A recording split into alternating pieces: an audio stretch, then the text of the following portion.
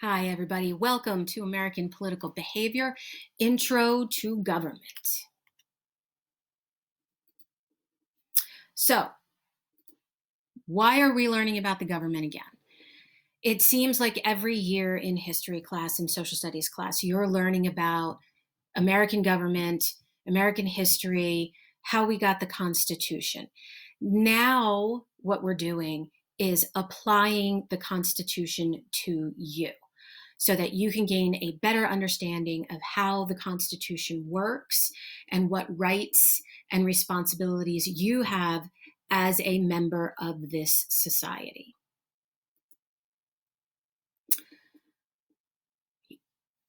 What job does government have?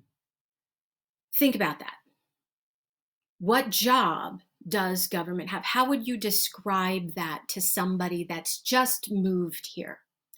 On the left side of your notebook, what I want you to do is a write now. These are going to be periodic question and answers for us, conversation starters. So I need you to write the question down. What is the job of government? And then I need you to think about your daily life and list any 3 things that you can think of that the government provides for you, whether it's local, whether it's state, whether it's the national level, something that our government system provides for you. Some examples might include the public library or free and reduced lunches, but you can't use those 2 because I just gave them to you. Then write the question down. How have these government programs shaped your life? And answer that question on the left side of your notebook. So put this video lesson on pause while you do that and come back when you're ready. The United States Constitution is broken down into several parts with an introduction. The introduction is called the Preamble. Maybe you've already learned the Preamble to the United States Constitution. Maybe you've had to memorize it. Maybe you've had to sing the song. If you haven't, here it is for you. Take a look at this little video from Schoolhouse Rock called The Preamble of the Constitution.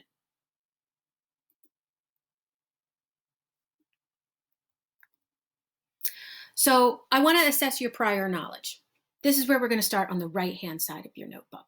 On the right-hand side of your notebook, I want you to write down those 3 terms that you see there: the executive branch, the legislative branch, and the judicial branch. Then go back, leaving some space in between, go back and define the roles and responsibilities that each of these branches have in our government. What that means is a role refers to the position that someone might hold in society because they are a member of the executive branch. And the responsibility refers to any tasks or duties that that person or that organization may have fulfilling that particular role. So write those 3 branches of government down in your notebook, leave some space in between, and then tell me what you feel their roles and responsibilities are. You already know this, so you don't have to look this up.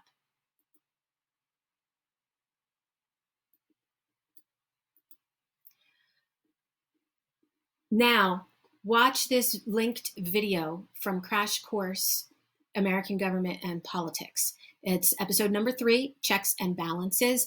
After you watch this, I want you to go back and look at your 3 definitions that you did for the executive branch, the legislative branch, and the judicial branch, and then improve your definitions of their roles and responsibilities if you need to.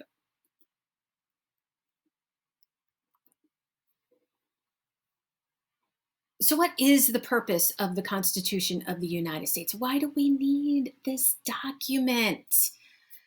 Well, it outlines what the government is and what it isn't for the United States. And in doing so, it gives us 6 big ideas. These ideas include limited government, republicanism, checks and balances, federalism, separation of powers, and popular sovereignty. So it's really important to understand these 6 big ideas so that you can better understand if something goes wrong in our society, how we can fix it.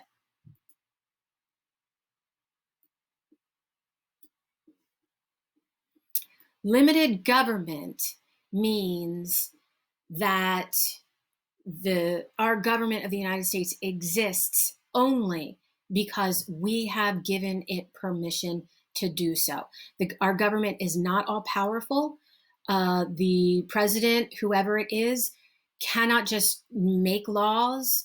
The Congress, whoever are members of it, can't just do whatever they want to do. There's structure and there's are limitations placed on each of these branches as part of the fact that only we, the people, have given the government permission to behave in that manner.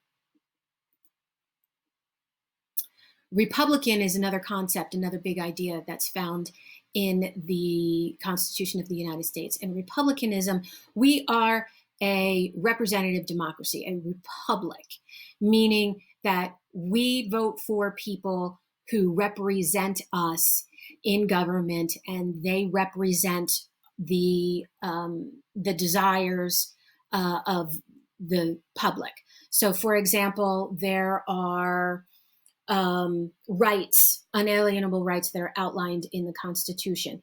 And the people that we have voted into office must protect those rights. They must help build a strong government so that none of those rights can be stripped from us.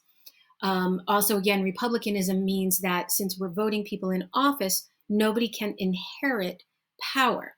Now, there have been presidents whose sons have later gone on to become president of the United States as well, but there was an election.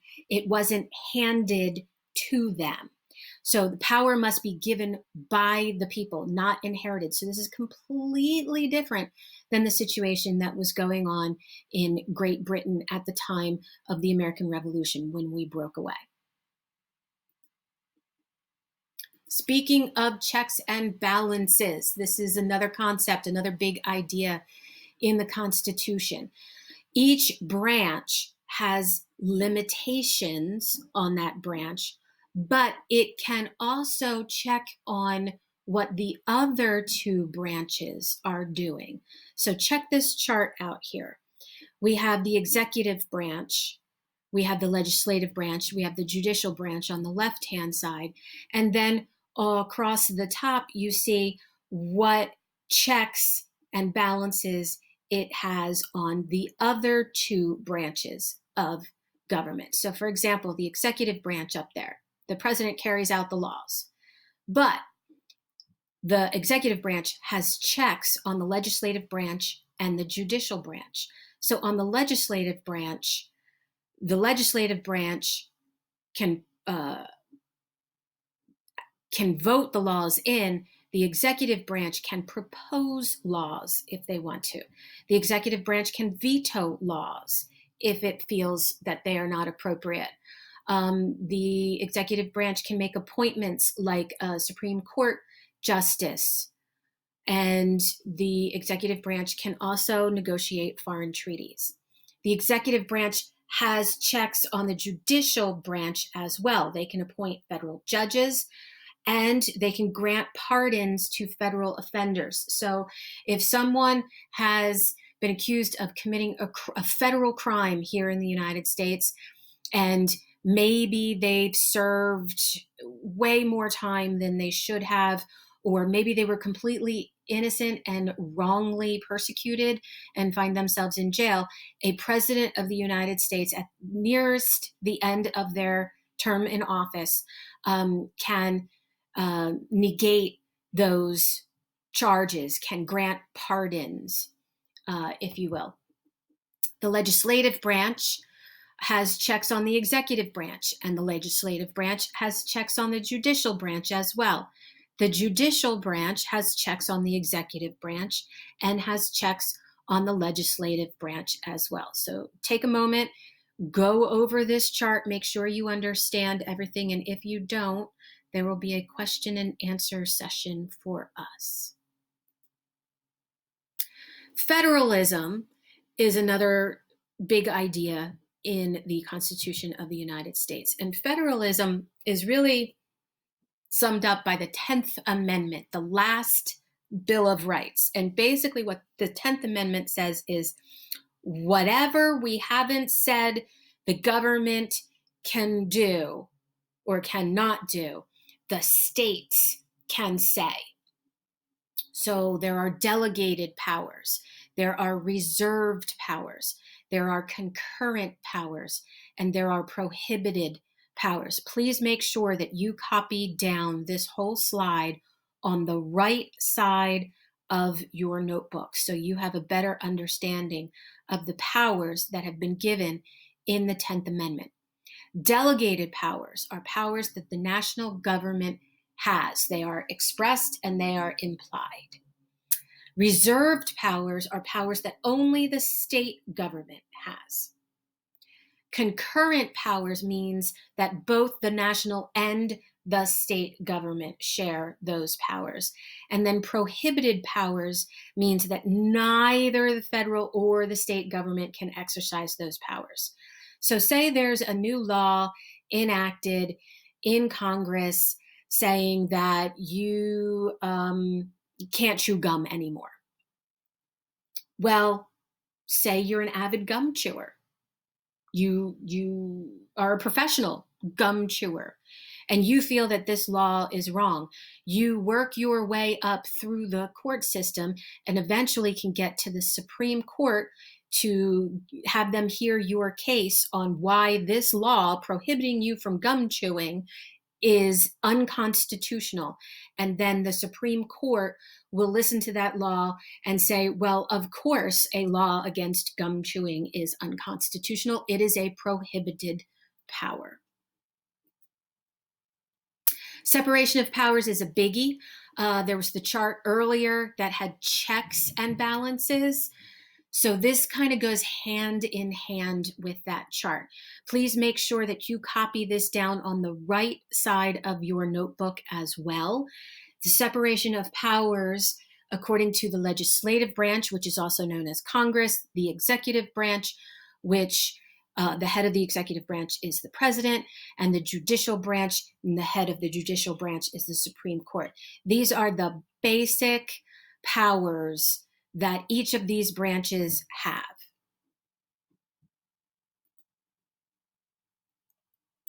Popular sovereignty is a big concept in the Constitution as well. It's one of the big six.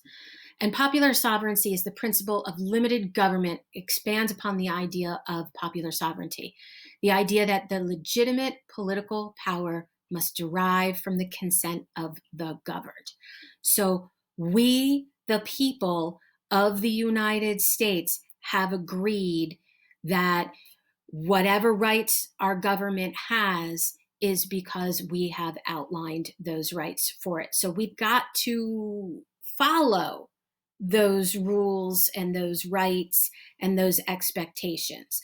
And then if there's a complete failure of our government, then we have the opportunity to change the government if necessary. So make sure you copy down this definition here for popular sovereignty on the right-hand side of your notebook. Lastly, I want to leave you with this quote from Teddy Roosevelt, one of my favorite presidents ever. The government is us. We are the government, you and I.